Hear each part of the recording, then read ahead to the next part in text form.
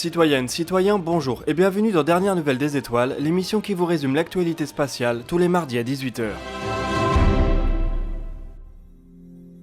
Avant de commencer notre tour des actualités spatiales, nous souhaiterions vous adresser nos plus sincères remerciements. Grâce à vous, notre premier livre 2040 Tous dans l'espace sort aujourd'hui en librairie.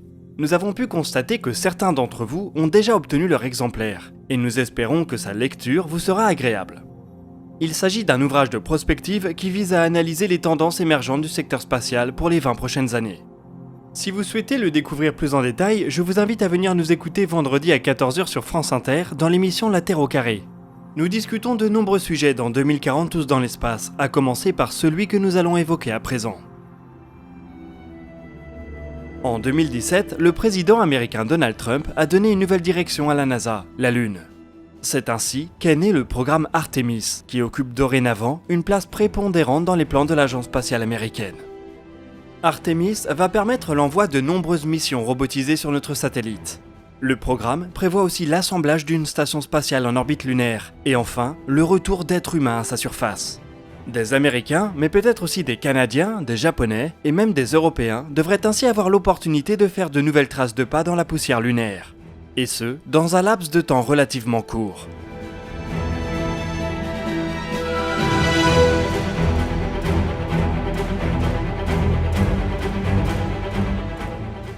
Depuis quelques semaines, les États-Unis d'Amérique ont un nouveau président, Joe Biden. Habituellement, lorsque la Maison-Blanche passe d'un camp à l'autre, la NASA subit des ajustements. George W. Bush avait ainsi lancé un programme lunaire qui avait été annulé par Barack Obama, avant d'être relancé sous une autre forme par Donald Trump. On pouvait donc craindre que Joe Biden décide à son tour de lancer l'administration spatiale américaine dans une nouvelle direction.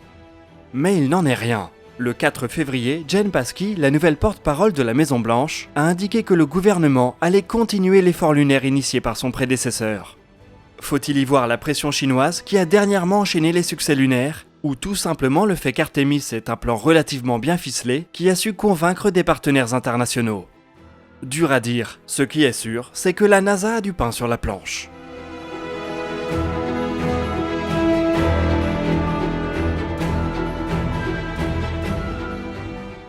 Car il ne suffit pas de décider d'aller sur la Lune pour y parvenir. La NASA va notamment devoir financer un atterrisseur lunaire parmi les 3 propositions qu'elle a déjà retenues. La préparation d'Artemis 1, le développement de la LOPG et les différentes missions prévues par CLPS vont en parallèle nécessiter des ressources importantes. Sur ce dernier point, on vient d'ailleurs d'en apprendre un peu plus. Le programme CLPS, qui regroupe les missions d'exploration robotique de la Lune, vient d'accueillir un nouvel atterrisseur. L'entreprise Firefly a ainsi obtenu un contrat de 93 millions de dollars pour mener une mission lunaire en 2023. Celle-ci permettra de déposer presque 100 kg d'instruments scientifiques qui permettront de caractériser le milieu lunaire en vue de futures missions habitées. L'atterrisseur en question s'appelle Blue Ghost et semble s'aligner sur les capacités des autres atterrisseurs du programme. Pour rappel, nous vous les avions présentés dans un dossier de l'espace, que vous pouvez retrouver en cliquant sur l'onglet qui s'affiche en haut à droite de l'écran.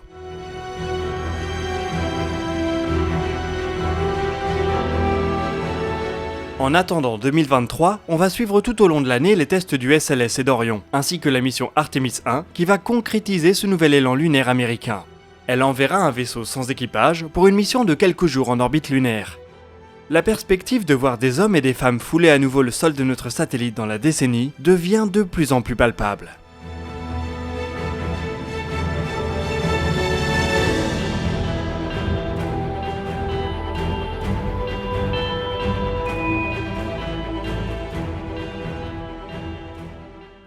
La semaine dernière, vous n'avez probablement pas raté le vol atmosphérique du Starship SN9. Le prototype de vaisseau interplanétaire, développé par l'entreprise SpaceX, a connu un destin assez similaire à celui de son grand frère. Il s'est élevé sans problème jusqu'à une dizaine de kilomètres d'altitude, avant de basculer à l'horizontale pour redescendre vers son site de lancement. Encore une fois, le rallumage des moteurs Raptor a posé problème. L'un d'entre eux semble avoir eu du mal à redémarrer, ce qui a entraîné la destruction du prototype à l'atterrissage.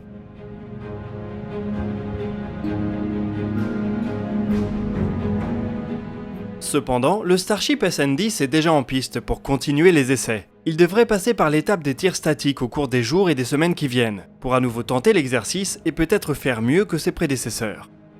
SpaceX pourrait légèrement modifier sa stratégie d'atterrissage en rallumant non pas 2 mais 3 Raptors. Cela permettrait de conserver les 2 moteurs qui fonctionnent le mieux en coupant rapidement le 3e pour moduler la poussée. Ainsi, le Starship pourrait se permettre d'avoir un moteur défaillant et tout de même réussir son atterrissage. Il n'est cependant pas dit qu'une telle mesure suffira à résoudre les problèmes de rallumage des Raptors. Le double incident SN8-SN9 semble indiquer que les moteurs sont à la peine dans cet exercice. Même en ne conservant que les 2 qui fonctionnent le mieux, SpaceX pourrait avoir des problèmes pour réussir ses atterrissages de manière régulière. Le SN10 va certainement pouvoir voler d'ici quelques semaines, ce qui nous permettra d'évaluer les progrès effectués.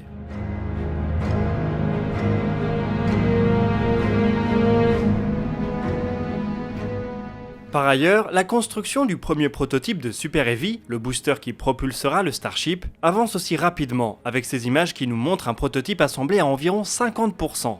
On pourrait donc voir ce monstre de 70 mètres de haut et 9 mètres de diamètre s'élever dans les airs dans les mois qui viennent. Toujours chez SpaceX, la Falcon 9 est en train d'atteindre son plein potentiel en termes de réutilisation. Le booster B1060 a réalisé un vol le 4 février, seulement 27 jours après son vol précédent, ce qui constitue un record. On est certes encore loin d'une réutilisation en 24 heures, mais les boosters de Falcon 9 peuvent bel et bien être réutilisés souvent et vite. SpaceX pourrait d'ailleurs mettre à profit cette capacité pour réaliser un record de lancement en 2021. 4 tirs ont déjà eu lieu depuis le début de l'année, et 4 autres pourraient avoir lieu sur le seul mois de février.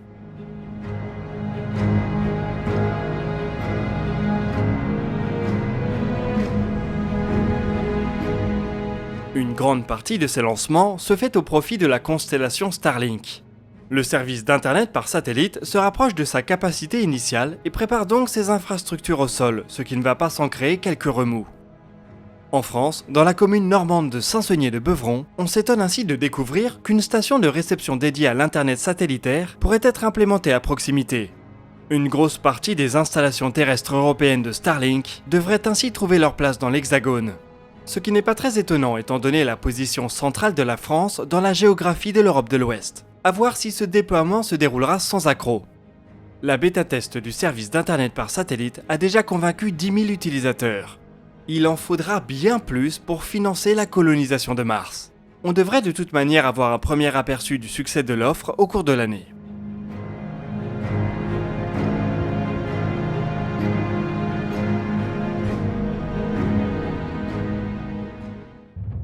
On va finir ce DNDE du côté de Mars. 3 missions sont en train d'arriver autour de la planète rouge. L'Orbiter Hope, la première mission interplanétaire des Émirats Arabes Unis, a normalement réalisé sa manœuvre d'insertion orbitale dans l'après-midi. Demain, ce sera au tour de la mission chinoise Tianwen-1, et la semaine prochaine, ce sera au tour du rover américain Perseverance. Ces 3 missions totalisent 2 orbiteurs et 2 rovers qui promettent de faire avancer nos connaissances sur Mars.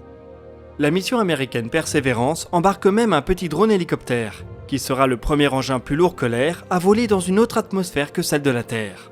Ces machines doivent d'abord survivre à leur insertion orbitale, puis à leur tentative d'atterrissage. On vous tiendra bien évidemment au courant de la réussite ou de l'échec de celle-ci dans DNDE.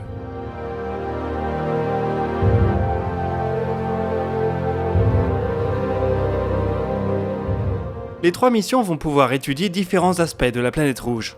Hope se concentrera sur la climatologie de notre voisine, tandis que les missions chinoises et américaines étudieront l'histoire de l'eau à sa surface. L'eau martienne est évidemment un sujet qui passionne, car il est directement lié à la question de la vie. Comprendre comment l'eau a coulé à la surface il y a plusieurs milliards d'années et comment elle a ensuite disparu est essentiel pour déterminer si Mars a un jour été habitable.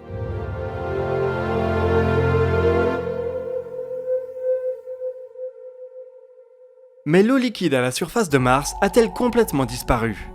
Depuis plusieurs années, les spécialistes de la planète rouge discutent des traces sombres qu'on peut parfois observer sur les pentes de certains cratères lors des étés martiens.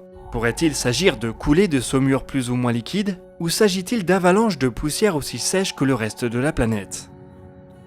Une équipe de l'Institut SETI vient de proposer un mécanisme de formation différent, qui pourrait combiner ces 2 explications. Dans un premier temps, de la glace d'eau située à faible profondeur pourrait entrer en contact avec des sels de chlore et des sulfates. Cela donnerait naissance à une mixture visqueuse, notamment pendant les mois les plus chauds de l'année près de l'équateur. Cette mixture finirait par former des croûtes de sel à la surface, recouvrant des volumes d'air. Ces cavités pourraient alors s'effondrer sous l'influence des vents martiens ou suite à des déformations engendrées par des changements de température. Les éboulements accompagnant ces effondrements constitueraient les fameuses traces sombres qui sont observées depuis l'orbite.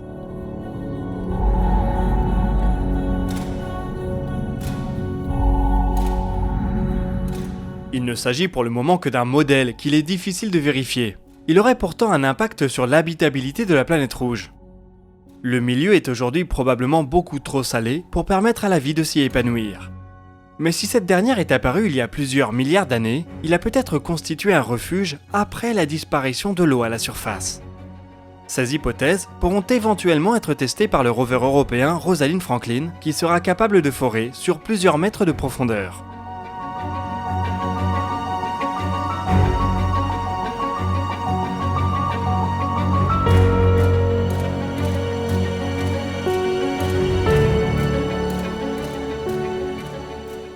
Nous voici en tout cas arrivés au bout de ce DNDE. Comme d'habitude, je vous oriente vers l'espace commentaire pour partager vos questions et remarques. Nous répondrons à certaines d'entre elles dans la vidéo qui sortira ce dimanche à 18 h.